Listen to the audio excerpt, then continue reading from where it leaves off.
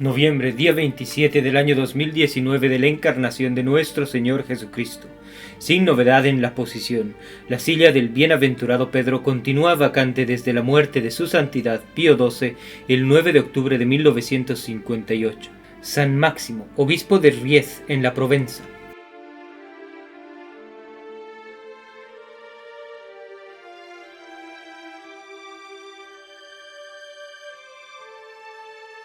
Nació San Máximo hacia el principio del reinado del gran Teodosio, y fue cristianamente educado con tanta felicidad que continuamente iba creciendo en todo género de virtudes, dominando sus pasiones en una edad en que es bien dificultoso no dejarse arrastrar de ellas. Conservó inviolablemente la inocencia de costumbres, haciéndose muy reparable en todo su porte la apacibilidad, la circunspección y la compostura, de corazón tan compasivo que le enternecían visiblemente las necesidades del prójimo, para cuyo alivio derramaba abundantemente en el seno del pobre todo cuanto podía.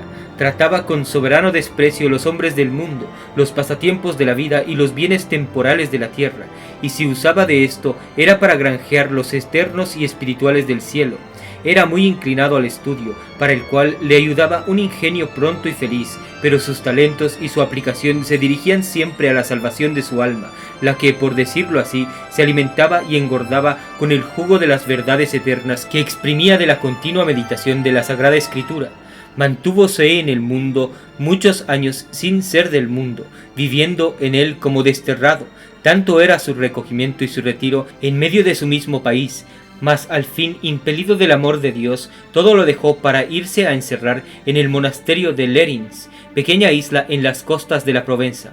No podía hacer elección más acertada, pues se encontró con una república de santos y de personas escogidas que hicieron célebre el nuevo monasterio, extendiendo a larga distancia la fama del evangélico instituto con el resplendor de sus heroicas virtudes. Halló Máximo en aquel destierro todo cuanto podía apetecer para saciar su inclinación a las virtudes penitentes, sólidas y de poco ruido, singularmente al recogimiento y a la oración. Como se entregaba al Espíritu de Dios y como obedecía con fidelidad los impulsos de la gracia, muy en breve se dejó conocer y aún admirar su profunda humildad, su amor a la pobreza evangélica, su deshacimiento de todas las cosas criadas, su continua presencia de Dios, su amor a la oración y su mortificación en todo cuanto se ofrecía. De todas las virtudes formó como una escalera para elevarse en tan eminente santidad y a un grado de perfección tan sublime que, aunque él se consideraba el ínfimo y el más imperfecto de todos los monjes, todos le veneraban ya como a su espiritual maestro. Ofrecióse luego ocasión de que hiciese en público este general concepto, porque obligado San Honorato a dejar el desierto de Lerins para ocupar la silla episcopal de la Santa Iglesia de Arles, todos los votos conspiraron en la persona de Máximo para que le sucediese en la abadía. Constituido ya nuestro santo cabeza de su comunidad, se propuso por modelo para su gobierno la conducta de Dios en el gobierno del mundo, mezclando la dulzura con la severidad. Con su prudencia y con su apacible suavidad templaba el rigor de la observancia, en que nunca se dispensaba, y no limitándose precisamente sus pláticas espirituales a la instrucción de sus monjes, se comunicaba también a los de afuera con rocío de su doctrina, logrando con ella muchas conversiones. Resplandecía en su persona el don de los milagros, y acudían al siervo de Dios tropas de gente, considerándole como a desposorio de su divino poder. Sofocábale mucho este bullicioso concurso, pareciéndole que inquietaba demasiado el silencio y la quietud de su sagrado retiro. Por esto, y porque ya andaba buscando arbitrio o pretexto para descargarse del peso del gobierno que había puesto sobre sus hombros la unanimidad de los votos, de repente desapareció de entre todos, y se fue a esconder en el fondo de un espeso bosque que había en la misma isla. Pasáronse 3 días y 3 noches sin que se le pudiese descubrir, pero al fin le encontraron y le volvieron al monasterio. Estuvo en él poco tiempo, manifestando Dios tenerle destinado para otro ministerio, que presto se había de aclarar. Perdió su obispo la iglesia de Riez en la Provenza, y teniendo necesidad de un buen pastor, puso los ojos en el abad de Lerins. Despachó sus comisarios así al monasterio como a los obispos de la provincia, pidiéndole por obispo. Máximo, que miraba con un santo horror aquella dignidad, luego que entendió lo que se trataba, trató de ponerse en salvo, y metiéndose prontamente en una chalupa, desvió desviándose de la costa de las Galias, donde era muy conocido, viró hacia las de Italia, donde esperaba vivir ignorado y oculto. Engañóle su esperanza, porque o ya le descubriesen los que sabían el secreto de su fuga, o ya la manifestasen su misma reputación, le siguieron, le alcanzaron, y a pesar de toda su resistencia le condujeron a Ries, donde fue recibido con aplauso universal y fue consagrado por los obispos de la provincia, después que con su autoridad y con sus razones le redujeron a que se prestase su consentimiento. El carácter episcopal sólo sirvió para que brillasen más las virtudes de nuestro santo, haciéndolas más visibles la elevación de la dignidad. Las mismas se observaron en el obispo de Ries, que se habían admirado en el abad de Lerins, solo que en el obispo brillaban desde más alto, y por lo mismo se dejaban ver más, y eran más útiles a muchos. Declaróse padre de su pueblo por el cuidado y por la paternal ternura con que le amaba. Hemos dicho ya que Dios le había favorecido con el don de milagros, del cual se servía nuestro santo para que fuese medicina de las almas la maravillosa sanidad que comunicaba a los cuerpos. Asegúrase también que restituyó la vida a más de un difunto, pero como no era posible obrar estos prodigios sin recibir los aplausos, que son inseparables de las acciones extraordinarias, se retiró por algún tiempo para que el pueblo olvidase la costumbre de acudir en todas ocasiones por milagros a su poderosa intercesión. Duró poco la ausencia, volviéndole a llamar la obligación del oficio y las necesidades del rebaño. Asistió a varios concilios que se celebraron en su provincia o en las comarcas para conservar ilesa la pureza de la fe y promover el arreglo de la disciplina. Fue uno de los prelados de las Galias que aprobaron y recibieron la célebre epístola del Papa San León a Flaviano de Constantinopla contra las nuevas herejías, singularmente contra la de Eutiques, que se había de condenar en el concilio de Calcedonia. También tuvo parte en la epístola sinodal que le escribieron congratulando a su santidad por la felicidad con que había comprendido que aquella epístola, todo el fondo y todo el nervio de la doctrina católica, se debía seguir y defender. Murió Máximo santamente hacia el año de 460, el día 27 de noviembre, y fue sepultado en la iglesia de San Pedro, que él mismo había edificado, celebrándose sus funerales con un prodigioso concurso de personas que acudieron de todas partes a glorificar al Señor en su fiel siervo, y a pedirle mercedes por la intercesión del obispo Taumaturgo, cuyo don de milagros, por decirlo así, aún después de su muerte se conservó muy vivo. San Facundo y Primitivo, mártires. Se controvierte entre los escritores de la nación sobre si Facundo y Primitivo fueron o no hijos de San Marcelo Centurión, ilustre mártir de Jesucristo, pero prescindiendo por ahora de la resolución de esta cuestión poco importante para elogiar los triunfos que consiguieron de los enemigos de la fe, diremos de su glorioso martirio lo que consta por las actas. Enviaron a España los emperadores Diocleciano y Maximiano por gobernador de la provincia de Galicia a un hombre cruel llamado Atico, muy a propósito para satisfacer los impíos designios de aquellos príncipes dirigidos a abolir el nombre cristiano de sus dominios. Apenas llegó a su departamento, este fiero ministro, como era uno de los más ciegos, apasionados del culto de las quiméricas deidades a quienes prestaban adoración los romanos, hizo publicar un edicto en el que mandaba a todos los del país que concurriesen a ofrecer sacrificio a un famoso ídolo que tenían en grande veneración los gentiles, cerca del río Sea, bien sea este el que corre por la provincia de Galicia, o bien sea el que pasa por el reino de León. En lo que se diferencian los escritores, asistieron todos a la solemnidad de aquel acto en el día señalado, pero no habiendo concurrido los dos hermanos Facundo y Primitivo, los delataron inmediatamente los paganos al nuevo gobernador, criminalizando su procedimiento por el mayor desprecio hecho a su Dios. No oyó con indiferencia a Tico la acusación, dio luego orden para que los trajesen a su presencia cargados de prisiones, y ejecutando así, les preguntó por su patria y religión. Nosotros, respondieron sin alguna turbación ambos hermanos, somos naturales de estas comarcas y profesamos la religión de Jesucristo. ¿No habéis oído, siguió el gobernador, que nuestros emperadores tienen mandado que todos sacrifiquen a los dioses romanos cuyos preceptos estáis obligados a obedecer como vasallos suyos? Sabedores somos, contestaron los santos, de una providencia tan injusta, la que no debemos obedecer, pues aunque somos súbditos suyos en lo material, no en lo espiritual, parte más noble de nuestra naturaleza, en el que somos siervos de Jesucristo, a quien como a Dios verdadero y redentor nuestro, prestamos todos los días sacrificio en todas las acciones y movimientos de nuestra vida. Sin duda, continuó Ático, sois lectores de vuestra secta, como lo demuestra vuestra locución. Nosotros no somos sabios vanos, le dijeron los santos, pues si tenemos alguna inteligencia, toda proviene de Dios, por cuya ilustración le conocemos, y si tú tuvieras el mismo conocimiento, no mandarías a sacrificar a los demonios. Ofendido Ático de estas respuestas, viendo inútiles todas sus tentativas para rendir a los ilustres confesores de Jesucristo a que prestasen adoración a los dioses imperiales, resolvió echar mano a los tormentos más exquisitos. En prosecución de esta impía intención, mandó primeramente que les quebrantasen los dedos y las piernas con un género de cepo de forma de prensa, previniendo a los verdugos lo ejecutasen lentamente para que fuese más sensible aquel tormento. Después del cual dispuso que los llevasen a una dura prisión mientras discurría otros arbitrios capaces de rendir la fortaleza de los valerosos militares de Jesucristo.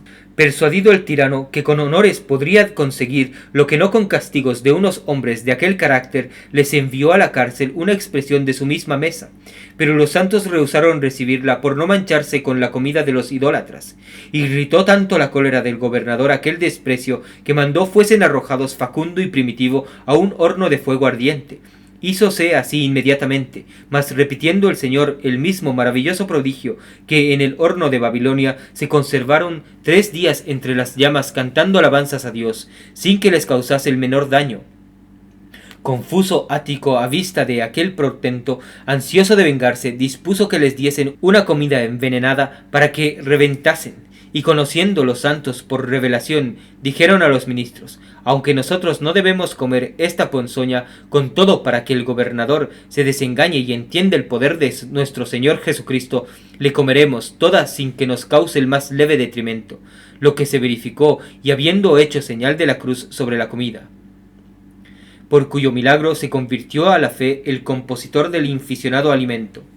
Parecía regular que tantos y tan asombrosos prodigios contuviesen las tercas porfías del gobernador, viendo que no producían algún efecto, pero no fue así, porque atribuyéndolos a arte mágica, según la costumbre de los gentiles, que echaban siempre mano de este recurso para deslumbrar al pueblo idólatra y deslucir las maravillas que obraba Dios en favor de los cristianos, dispuso que despedazasen sus carnes con garfios acerados. Pero como los santos no experimentasen dolor alguno en aquel fiero castigo, fuera de sí, el tirano, viéndose confundido, ordenó que les aplicasen un tropel de tormentos, como fueron echar aceite hirviendo sobre sus llagas, poner hachas encendidas en los costados, e introducir cal viva y hiel y vinagre en sus bocas para que cesaren de hablar de Jesucristo. Pero como advirtiese que se mantenían llenos de alegría los ilustres confesores en medio de estas aflicciones, y aún le insultaban a que discurriese mayores tormentos, enfurecido como un bravo león, prorrumpió: sacadles los ojos, porque su vista me ofende. Mas como los santos le manifestasen hecho el estrago, que con la privación de la vista corporal habían mejorado la del alma, desesperado Ático dio orden para que los colgasen por los pies en unos palos. Ejecutóse así, y viendo los verdugos la copiosa sangre que salía por las heridas y narices de ambos, los dejaron por muertos en aquel lastimoso espectáculo. Volvieron después de 3 días a quitarlos del suplicio, y habiéndolos encontrado tan perfectamente sanos como si nunca hubiesen padecido el más leve tormento, refiriendo con admiración al tirano aquel nuevo prodigio, temeroso de mayores confusiones, mandó que los degollasen al instante. Cuando los conducían al cadalso, clamó a grandes voces uno de los circunstantes que veía bajar del cielo 2 ángeles con 2 coronas, poniéndolas sobre las cabezas de los santos, y disimulando Ático el temor que le causó aquella novedad, dijo en tono de burla a los verdugos: cortad las cabezas para que vayan a buscar esas coronas. Ejecutóse la injusta providencia en el día 27 de noviembre del año 303, e inmediatamente salió por los cuellos de los insignes mártires leche en lugar de sangre, por cuya maravilla se convirtieron a la fe muchos gentiles, alabando el poder del verdadero Dios que adoraban los cristianos. Martirologio romano. En Antioquía, San Basilio, obispo, San Auxilio y San Saturnino. En Persia, Santiago el Interciso, mártir ilustre que en tiempo de Teodosio el Mozo, habiendo renegado de Jesucristo por complacer al rey Isdegardo, y habiendo visto a causa de ello alejarse de su compañía a su madre y esposa, entró dentro de sí mismo, y fue a verse con el rey para confesar a Jesucristo. Irritado el rey mandó que le cortasen todos los miembros uno tras uno, y por último la cabeza. Por el mismo tiempo padecieron en el mismo lugar una cantidad innumerable de otros mártires. En Sebaste de Armenia, San Irenarco, San Acasio, presbítero y 7 mujeres mártires. La constancia de estas convirtió Irenarco a Jesucristo y fue decapitado al mismo tiempo que Acasio, bajo el emperador Diocleciano y el presidente Máximo. En Galicia, a orillas del Sea, San Facundo y San Primitivo, que fueron martirizados bajo el presidente Ático. En Aquileia, San Valeriano, obispo. En Ries, en Francia, San Máximo, obispo y confesor, dotado desde su infancia de toda suerte de virtudes, primeramente superior del monasterio de Lerins y luego obispo de la iglesia de Reis, brilló en prodigios y en milagros. En las Indias fronterizas a la Persia, San Bralaán y San Josafá, cuyas admirables acciones han sido escritas por San Juan Damasceno. En París, el entierro de San Severino, monje y solitario. En Selles, en el Berry, San Isis, abad de aquel lugar. En Benasque, San Cifroy, obispo de aquella ciudad. En Mallesais, en el Poitou, San Gustancio, hermano converso de la abadía de San Gildas de Ruiz, en la Bretaña. En Noyon, San Acario, obispo. En el Reux, cerca de Mons, en el Hainaut, Santa Oda, virgen. En Bolonia de Italia, el natalicio de los santos mártires Vidal y Agrícola. Este mismo día, San Pinufro, loado por Casiano. En Irlanda, San Segundino, presbítero de la iglesia de Armagh, que por entonces era una iglesia naciente. Cerca de Antioquía, San Román de Sicilia, solitario, mencionado por Teodoreto. La misa es en honor del santo y la oración la que sigue. Suplicámoste, oh Dios omnipotente, que en la venerable solemnidad de tu bienaventurado confesor y pontífice San Máximo aumentes en nosotros el espíritu de fervor y el deseo de nuestra salvación por nuestro Señor Jesucristo, tu Hijo, que vive y reina contigo en la unidad del Espíritu Santo Dios, por los siglos de los siglos. Amén. La epístola es del capítulo 8 del apóstol San Pablo a los Romanos.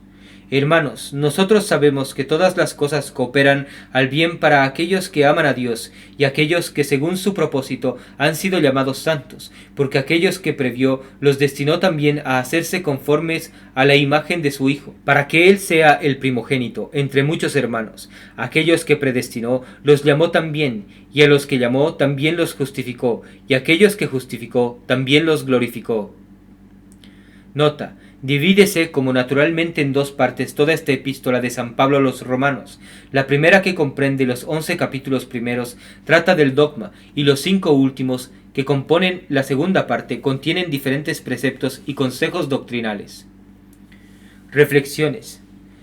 A los que aman a Dios, todo se les convierte en bien.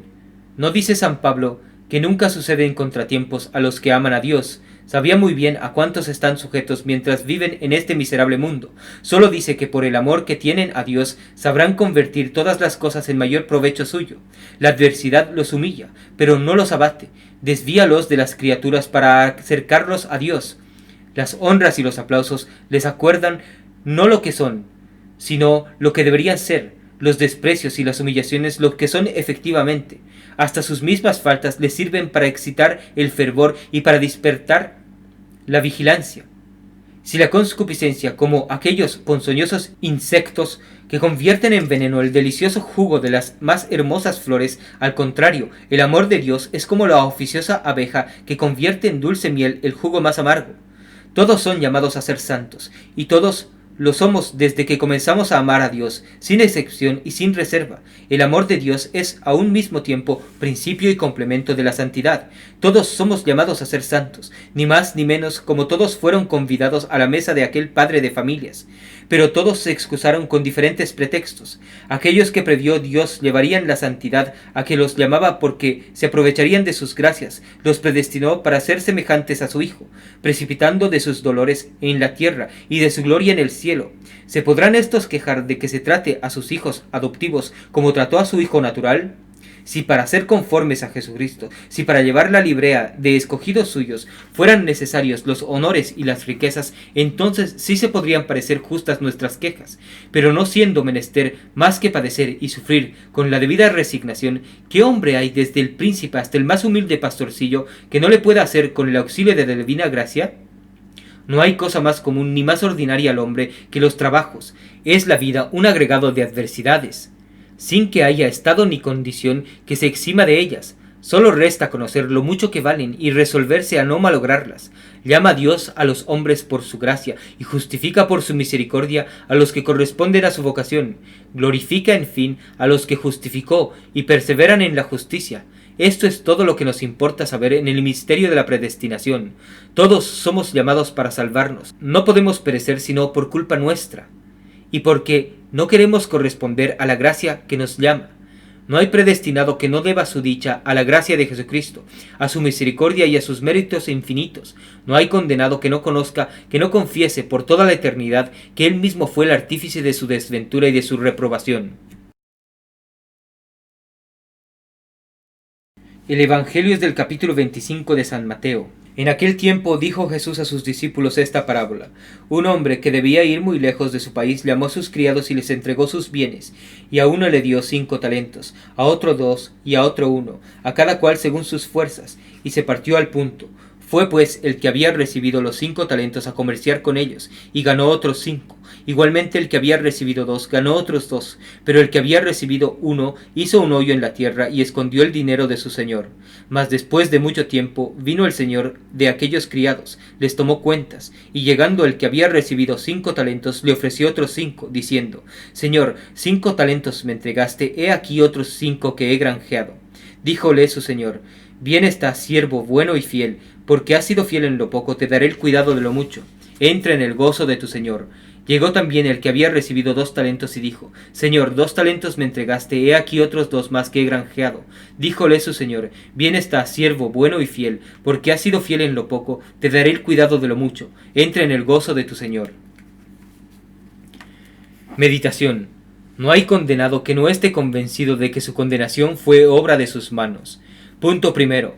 Considera qué dolor, qué desesperación será por toda la eternidad la de un infeliz condenado cuando considere que su reprobación fue obra de sus manos. Si se condenó, fue puramente por culpa suya. Si se condenó, fue porque él mismo lo quiso así. Si se condenó, fue porque no le dio la gana de corresponder a la gracia de Jesucristo.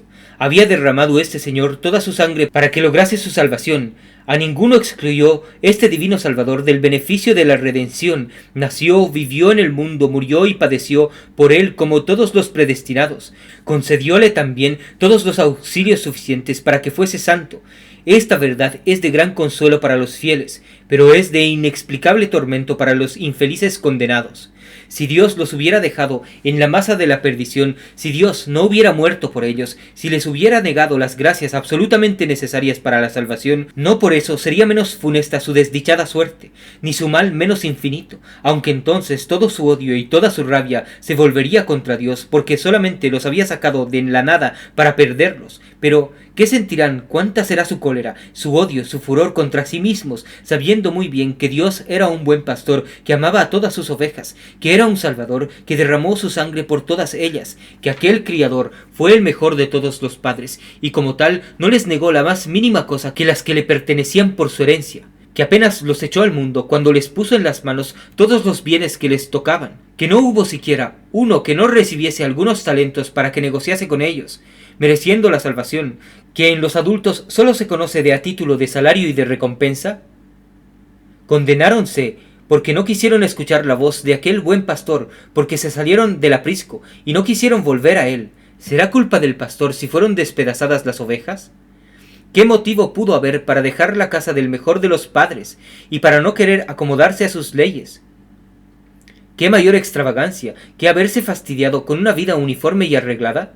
Sacúdase el yugo de la ley, cansa la subordinación y la dependencia, quiérese vivir al antojo de sus deseos. No quiere Dios violentarnos, o porque no le agrada una servidumbre forzada, o porque en cierta manera respeta la libertad que Él mismo nos concedió. Este infeliz prodigio, distante ya de la casa de su buen padre, muy en breve encuentra su desdicha en su propia libertad. No hay réprobo que no sea artífice de su condenación. Buen Dios, qué dolor, qué despecho el de verse uno a sí mismo su eterna perdición. Punto segundo. Considera que no hay santo en el cielo que no conozca, que no esté plenamente convencido de que su salvación únicamente la debe a la sangre, a los méritos y a la gracia de Jesucristo. ¿Qué afectos serán los suyos de amor y de reconocimiento, de alabanzas a la bondad de aquel divino Salvador? No hay en el infierno condenado que no esté igualmente convencido de que este mismo divino Salvador jamás le negó su gracia, y que él solo, por su propia malicia, no quiso seguir aquella saludable inspiración, obedecer aquel precepto, privarse de aquel falso gusto que le había de causar la muerte, caminar por el camino estrecho que lleva a los hombres a la vida.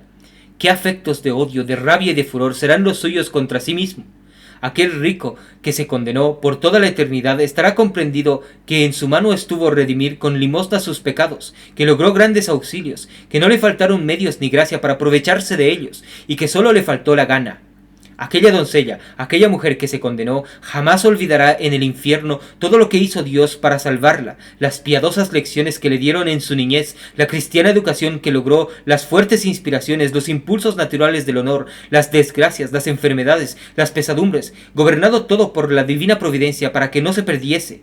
Condenóse porque quiso, y de esto estará ella bien persuadida. Aquella persona consagrada al Señor, dedicada a su servicio por los votos más solemnes, eternamente estará viendo en los infiernos, si tiene la desgracia de ser precipitada en ellos, que le hubiera costado mucho menos traer una vida uniforme, inocente y arreglada en el estado eclesiástico o regular, que la aseglarada con que vivió. Verá que su condenación fue obra suya, verá que fue menester obstinarse abiertamente contra los remordimientos de su conciencia, contra las luces de su misma razón y contra todas las solicitudes de la gracia para perderse. Oh Dios, qué dolor será el de un eclesiástico, el de un religioso, el de un sacerdote que se condenó. Represéntate a un hombre que en un rapto de locura o en un exceso de embriaguez puso fuego a su casa por mero antojo suyo, cuando disipados los humos de la embriaguez y sosegados los furiosos ímpetus del rapto, vuelva en su sano juicio.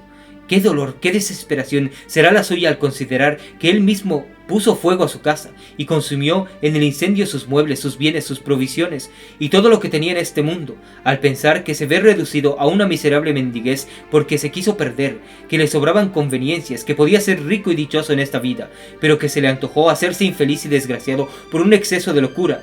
Comprende, si puedes, hasta dónde llegará el dolor de este insensato cuando haga reflexión sobre su brutalidad. Pues hasta dónde llegará el de un miserable condenado cuando la haga, y la estará haciendo siempre, mal que le pese, sobre lo que se condenó porque se quiso condenar. Mi Dios, pues me concedéis tiempo para prever esta desesperación, dadme gracia para precaver aquella pérdida. No, mi Dios, no quiero perderme, resuelto estoy a sacrificarlo todo, a padecerlo todo, a no dejar nada por salvarme por los méritos de mi Salvador Jesucristo. Haced, Señor, que me salve mediante vuestra divina gracia. Jaculatorias. Conozco, Señor, mis enormes culpas. Detéstolas y nunca dejaré de acusarme de ellas. Vos, Señor, sois justo, aun cuando castigas con rigor. A nosotros solo nos resta la confusión de habernos perdido por habernos querido perder. Propósitos. 1. Ser uno infeliz por una necesidad inevitable es, a la verdad, bien triste suerte, pero tiene el consuelo de no atribuirse a sí mismo su desgracia, y de poder convertir toda su indignación contra la causa de su desastre, pero ser sumamente desgraciado, eternamente desgraciado, porque así lo quiso ser para siempre desdichado por su propia malicia, cuando pudo ser dichoso y feliz por toda la eternidad. Compréndase, si es posible, el rigor de este tormento, mas ya, si hubiera arbitrio en el infierno, para distraer de la imaginación este pensamiento, o a lo menos que no tuvo los auxilios suficientes para salvarse, que Jesucristo no murió por él, que no estuvo en su mano proceder de otra manera, pero en el infierno ya no hay errores ni herejías. Allí todos están persuadidos y convencidos, todos ven, todos palpan sensiblemente que la reprobación es obra de nuestras manos. Sábese que estuvo en ellas el no resistir a la gracia. Confiésase que a ninguno faltó jamás la necesaria para salvarse, pero que no quiso aprovecharse de ella. El atractivo del deleite engañó a la voluntad, logró predominio la pasión porque el corazón se puso de inteligencia con ella. Ah, y qué de otra manera se vivirá si se pensara con frecuencia en esta importante verdad. Medítala continuamente, y cuando sea más violenta la tentación, cuando la pasión esté más viva, pregúntate a ti mismo: ¿Quiero condenarme? Pues bien, puedo darme ese gusto, pero el fruto de esta pecaminosa condescendencia será el infierno, será mi eterna condenación. Si me determino libremente a pecar, libremente acepto el ser condenado para siempre. No hay argumento más justo ni consecuencia más legítima que esta consecuencia. 2. Has de considerar todo pecado grave como cierta especie de derecho particular que adquieres para tu reprobación, como un título legítimo que te asegura tu eterna infelicidad. ¿De cuántas piadosas industrias se valieron los santos para imprimir en sus corazones esta importante lección? Unos escribían esta sentencia para tenerla siempre a la vista en las más fuertes tentaciones. Si consiento este pecado, consiento en ser condenado. Otros, aplicando a la llama a los dedos de la mano, se preguntaban si podrían habitar por toda la eternidad en el fuego del infierno. Otros, en fin, se hacían familiares a sí mismos este importante pensamiento. Mi salvación será obra de mi Señor Jesucristo, pero mi condenación será obra de mis manos si tengo la desgracia de perderme. Que el testimonio de esta santa vida sirva de alimento para todo cristiano, que haciendo uso de razón considere que el celo con que se debe defender la verdadera fe católica no es negociable, que debe ser capaz de llevarnos a la misma muerte y lograr la corona del martirio de ser necesario antes que abrazar cualquier filosofía falsa, modernista, naturalista o racionalista que conducen indefectiblemente al indiferentismo religioso y al falso ecumenismo, banderas y estandartes de la falsa iglesia de los últimos tiempos con sede en el Vaticano. ¡Viva María Santísima! ¡Viva Cristo Rey!